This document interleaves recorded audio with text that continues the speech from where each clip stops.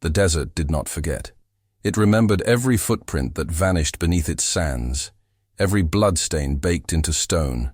It remembered the echoes of horses long buried, and the last words of men who thought themselves alone. And that evening, when the sun fell like a coin behind the broken spine of the Chiricahua Mountains, the desert remembered again, when a figure appeared on the southern trail. Elijah Briggs had seen heat shimmer play tricks before, but this wasn't the air playing cruel games. It was a girl, maybe 10, maybe 13, walking like her body was about to fold in half. Her right leg dragged slightly, as though each step struck nerve against bone.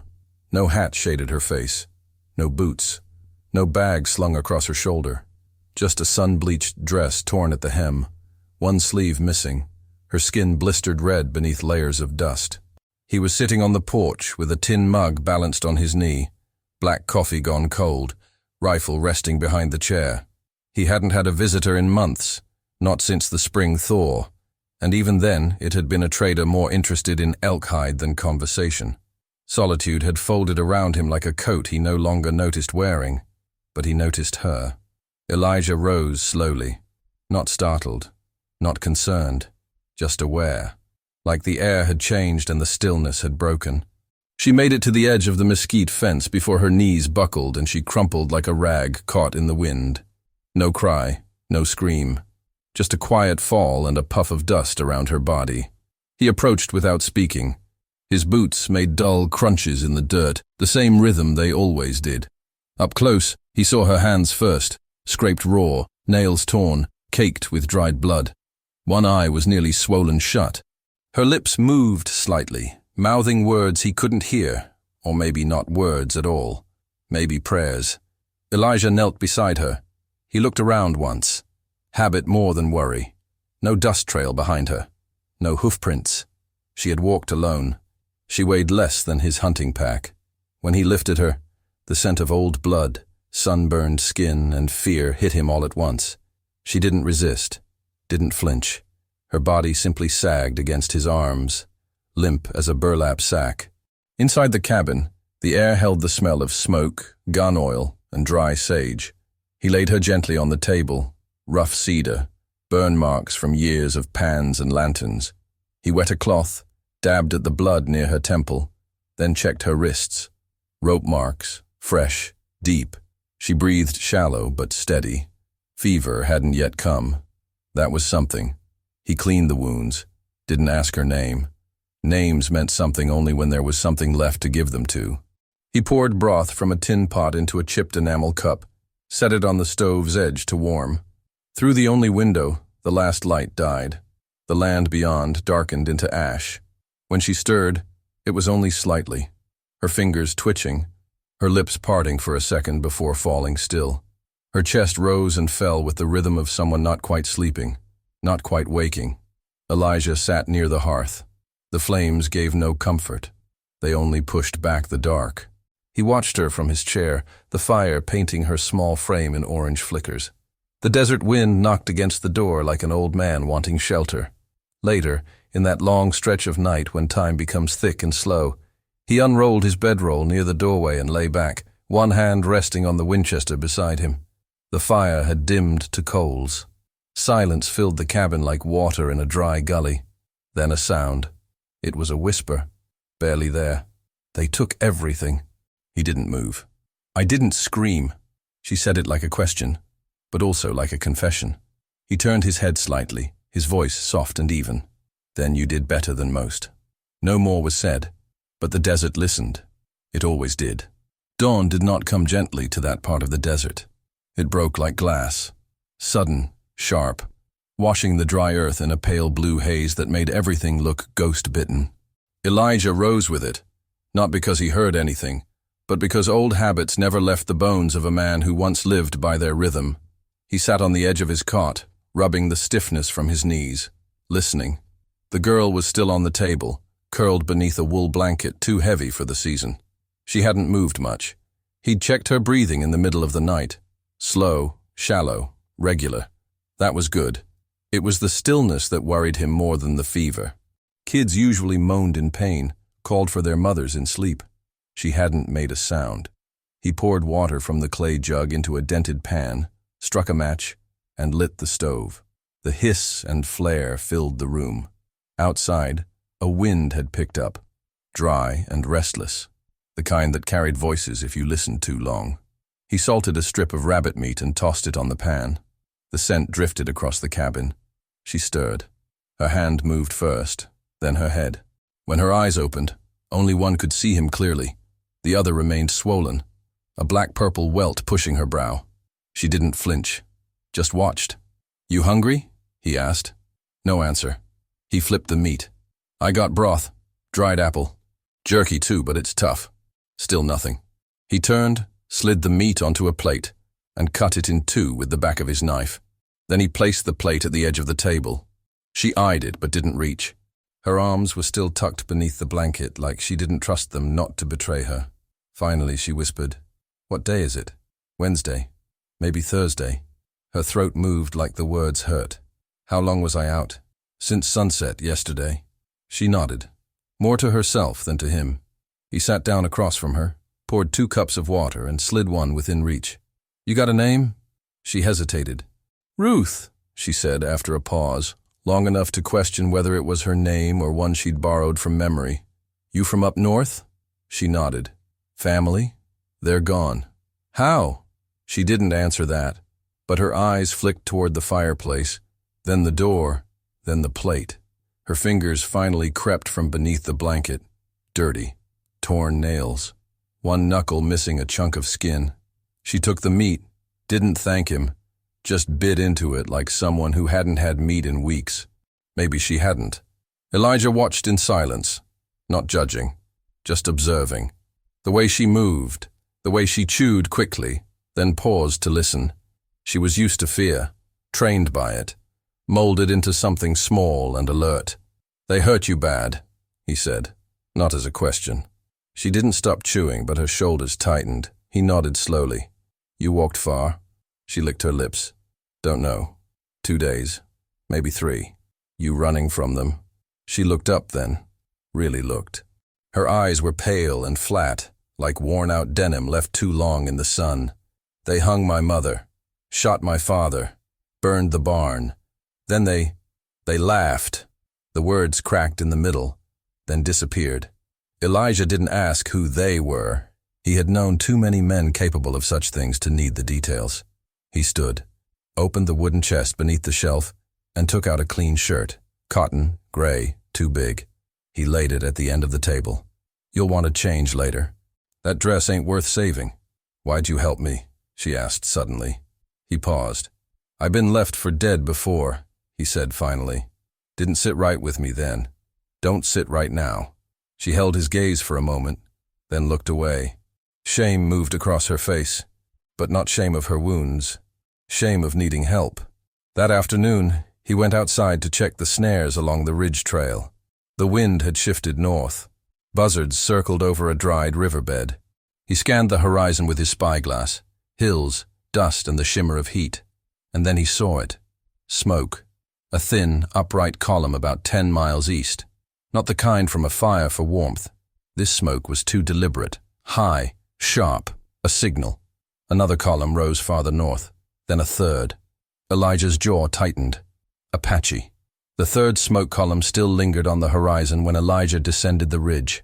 He moved slower than he once had, his right knee stiff from a break back in '76 when his horse rolled on shale. The glass scope hung around his neck, its brass edges catching the late sun. By the time he reached the cabin again, the girl, Ruth, was sitting upright, combing her fingers through her hair with careful precision, like she wanted to erase someone else's touch from each strand. He didn't mention the smoke. Not yet. "I saw deer prints east," he said, setting down a wrapped haunch of jackrabbit on the table. "Big buck. Won't be easy this late in the season." She didn't answer, just nodded, her jaw clenched as she worked out a knot near her scalp. Her eyes flicked toward him once, cautious but steadier. He cleaned the kill. The blade moved with the muscle memory of a man who'd done it 1,000 times. She watched, not with horror, but attention.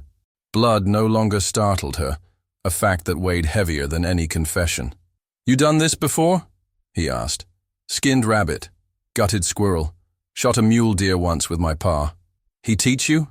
Yeah, she said, voice barely above a breath. Before they found the spring and decided it was theirs. That told him everything. The claim, the water rights, the violence that followed. He handed her a clean strip of meat. So they burned it all? She nodded once. He tossed the entrails into the pit behind the shed, where the scavengers would deal with them. The sky was burning down into orange now, and the wind had changed again. Warmer, but restless. That's when he heard it. A low thunder, distant and hard to place at first.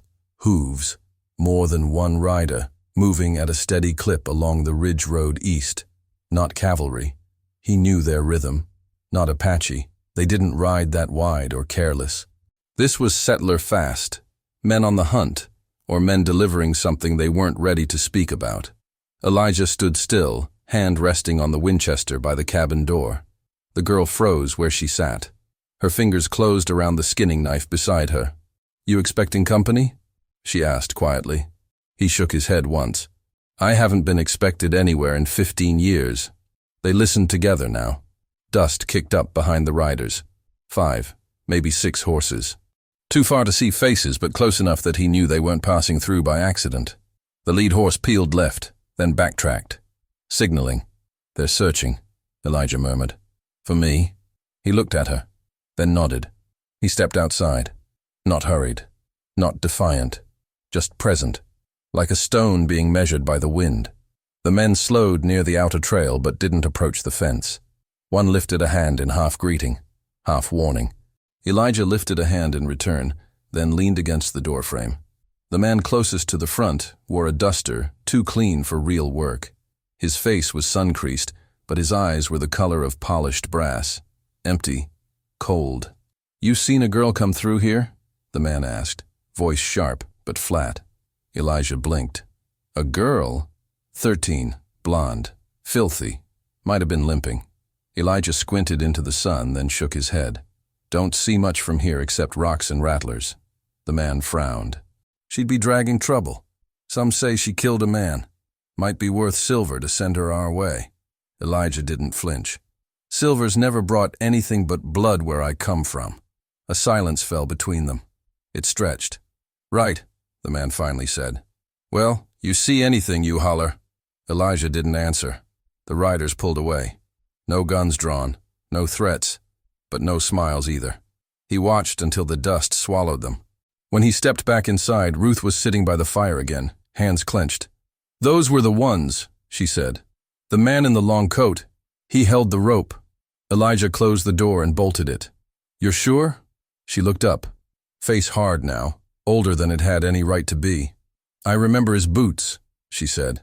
That night he packed 2 rifles and moved the water canteens under the floorboards.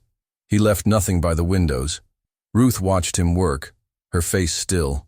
Then she stood and spoke the only full sentence she'd said all day. If they come back, I won't run again. He didn't look at her when he answered. I don't plan to let them try. By morning, the world had gone still again, but not in peace. Elijah woke before first light. He stood by the window, coffee untouched, watching the pale rim of the mountains glow with something quiet and ancient. The sky was cloudless, yet there was smoke on the wind. Not thick, not choking, but faint and dry, drifting like a warning through the basin. He took his rifle, walked to the top of the bluff behind the cabin, and scanned the horizon through the spyglass. The desert had changed shape overnight. Lines that hadn't been there before now curled across the low country. Patterns, rides, shifts in dust. He knew the signs. Tracks. Movements. They weren't cowboys. They weren't lost. They were circling. Far to the west, he saw the first signal fire. A single dark pillar climbing slow, steady, then another, and another. He lowered the glass, breathing through his nose. Apache, he muttered. Chiricahua, by the spacing. By the time he returned to the cabin, the girl was awake, seated near the fire, braiding her hair with slow, focused fingers. Her face was calm, not peaceful, but clear. You feel it too? He asked. She didn't need to reply. The silence between them was enough. Elijah pulled the table to block the front window, then the chair, then stacked the spare firewood against the east wall. Not because he planned to fight, but because some instinct in him, older than war, older than betrayal, told him this would be a standoff measured by presence, not bullets. Ruth helped. No questions, no panic, just readiness. By noon, the wind shifted again, and with it came drums, not the frantic kind used to call for war. These were slower, measured, a rhythm that echoed through the dirt and into the spine. They came from the ridge, then the canyon mouth, then behind the dry arroyo. Elijah stepped outside and counted, first 5, then 12, then more. Figures on horseback, slowly emerging from the scrubland like ghosts, painted faces, feathers, spears held vertical. They did not speak, they did not approach. He counted over 200 riders. The circle formed wide, 100 yards beyond the fence. Not tight, not aggressive, just complete. A ritual formation. He stood still. One rider stepped forward. A tall man, lean, with a face lined like old leather and eyes that burned without blinking. He wore no war paint, just a single feather at his shoulder and a carved medallion across his chest. His horse was calm beneath him. Elijah knew the man. Tall Hawk, he said under his breath. They had once hunted side by side, long ago, before treaties, before broken promises, before time had peeled them apart into different kinds of silence. Elijah raised his hand. A gesture, not peace, not surrender, just acknowledgement. Tall Hawk raised his own in return. Then, in Apache, he spoke. The words were not shouted, not angry. They were formal, ceremonial. Elijah translated them aloud, slowly, as if for himself. As Ruth stood just behind the door, he says, "I am sheltering a spirit who carries the mark of fire, a child with death behind her. They say she left ash in her wake, and the bones of men." Ruth's face didn't change. Elijah answered in Apache, voice steady. "She is a child," he said. "Hurt, not hunter." Tall Hawk waited. "She ran from men who burned her home. She carries no sin but survival." There was a long pause. The circle did not tighten. No weapons were drawn.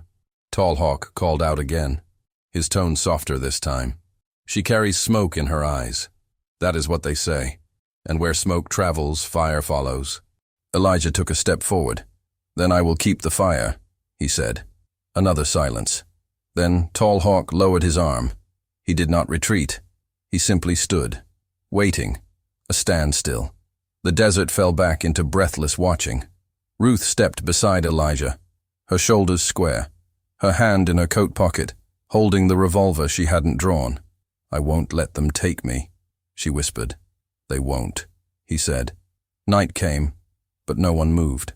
200 warriors stood still, surrounding a hut no wider than a wagon shed.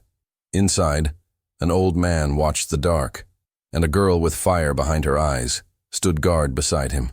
The night stretched long and did not blink. Outside, the Apache warriors stood like trees in winter, silent, unmoving, their silhouettes flickering in the firelight of their own distant torches. Inside, the cabin had gone quiet again, except for the soft pop of embers curling into ash. Elijah sat on a stool with the rifle across his knees. Ruth sat across from him, her back to the wall, the revolver resting loose in her palm but ready. Neither of them had eaten. Neither of them had spoken in over an hour. When the knock came, it wasn't a knock at all, just a soft scraping against the wood. A presence, not a threat. Elijah opened the door slowly, hand on the latch, heart steady. It was a boy, barefoot, maybe 10. He held a bundle wrapped in cloth, dark maize and dried herbs.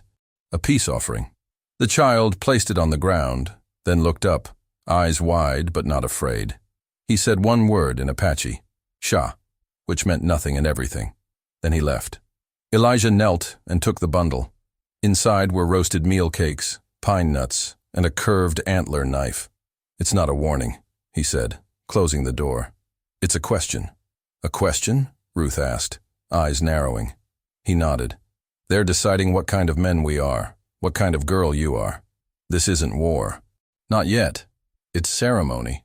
Ruth stood slowly, joints stiff. She hadn't removed her boots since the day before. "They think I started this." They think you carry blood you haven't spilled, he said gently.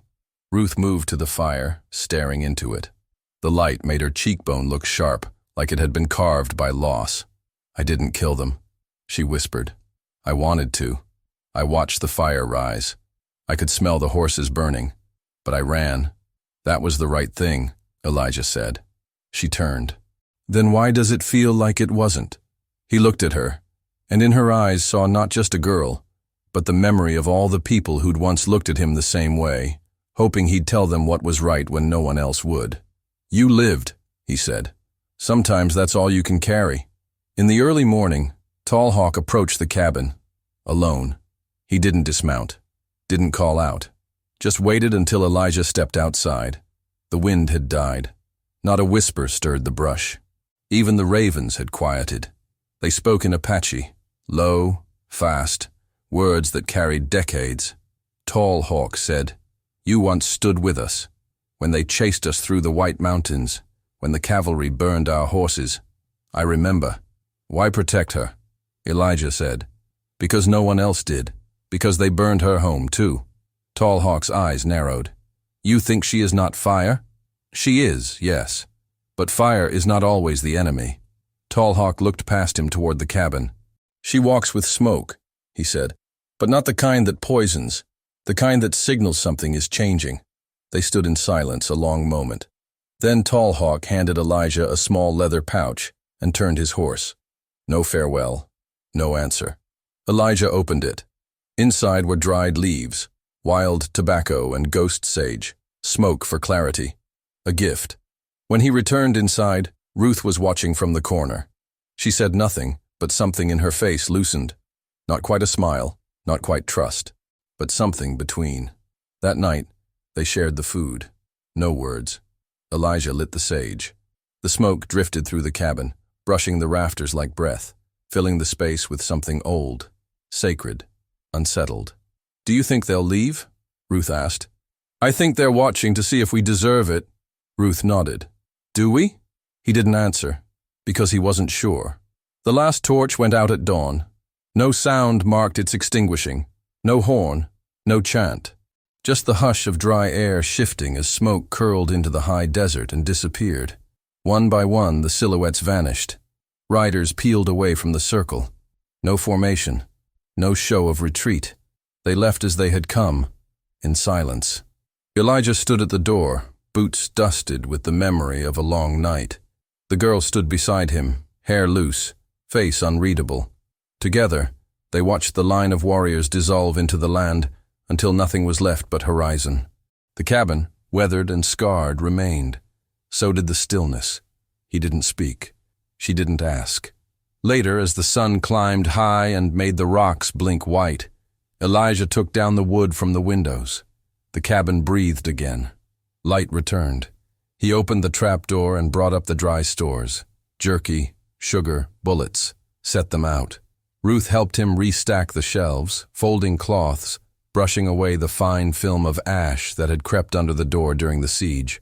That afternoon she scrubbed the table with sand and water. The bloodstains, hers mostly, were still there, but lighter.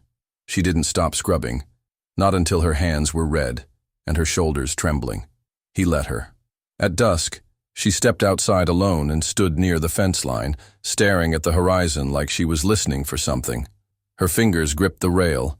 Her boots sank slightly into the red dirt. The wind pulled at her sleeves. She didn't cry. Elijah watched from the porch. She was not the same girl who had fallen into his arms days before.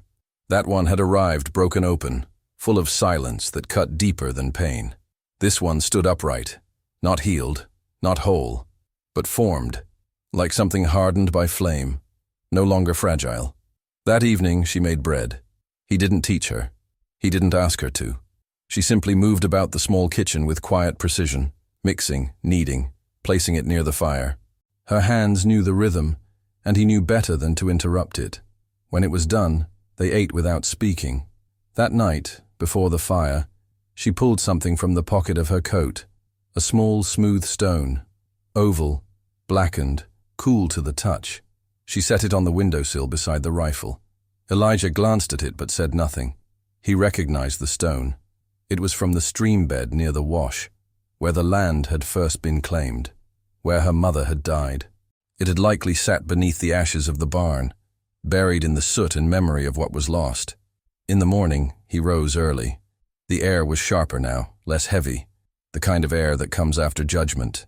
Ruth was already outside. She had carved something into the wood above the doorframe. Not words, but a mark.